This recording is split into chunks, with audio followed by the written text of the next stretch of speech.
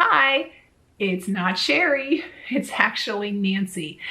I am a coach and a recipe developer for the Watering Mouth, and I'm here to introduce to you a What I Eat in a Day to Lose Weight video.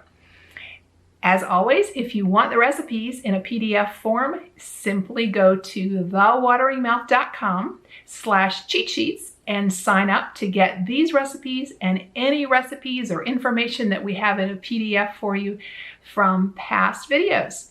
So without further ado, we're going to jump into 3 amazing recipes. Hope you enjoy. Today we're featuring a set of recipes from a recent 21-day Eat to Live challenge. For these challenges, we do something called sets. We enjoy the exact menu for 3 days in a row. Now that may sound boring, but think about it. You likely eat the same foods again and again during a week. Sets help to whittle down food preparation and also helps your taste buds to neuroadapt to new flavors. By enjoying the same foods for 3 straight days, you'll find you're really getting used to it, if not really enjoying the flavors by the last day. Let's see what we have for today's meals. Breakfast time. Oats offer an endless variety of taste combinations. Today we're making orange and blue overnight oats to begin our day. If you forget to make this the night before, you can make morning oats instead of overnight and eat it right away. In a medium bowl, combine the dry old-fashioned oats, plant milk, and water. Forgot the vanilla extract when I was making this, but add that in as well. Stir in the ground flaxseed, walnuts, coconut flakes, and cinnamon. This mixture is enough for 3 servings. Now in 3 jars, you'll layer a third of the mixture a bit at a time with the blueberries and the oranges.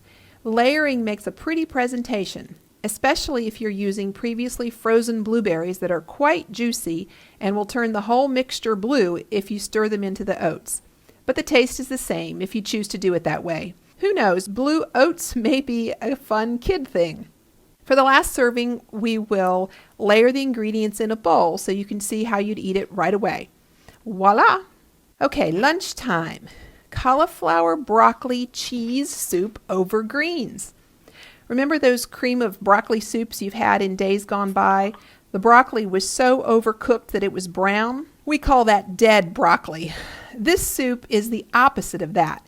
It is fresh and vibrant and filled with foods that are energizing and brimming with nutrition. We start by putting together the cheesy base. We have cooked northern beans in the Instant Pot and we dip out 1.5 cups. Next we add veggie broth, hemp hearts, unfortified nutritional yeast, and spices. Adding a bit of coconut aminos, we will whirl this up. Now we have about 2 cups of broccoli and cauliflower we have chopped up pretty finely. We'll pour 1/3 of the soup base over these and heat in the microwave. Feel free to heat it gently in a pot on the stove if you desire. While that heats, we'll chop up baby spinach and arugula. It's best to have a base of well-chopped greens to stir the soup into. All right, that's warm enough. Now the veggies are still a bit crispy and fresh. The greens go into a bowl and the soup gets poured over the top. Easy peasy. This little soup over greens trick is an excellent way to add more fresh greens into your diet. Remember, greens are magic. The more you consume, the more you will find your cravings are dialed down. It is a huge, best-kept secret, but not a secret anymore. Now you know. Eat lots and lots of greens. Try it with any soup you eat. As a matter of fact, we'll show you how to do it again with our bean salad on greens that we're having for dinner. So this bean salad on greens is very versatile. The original recipe from the challenge called for black-eyed peas.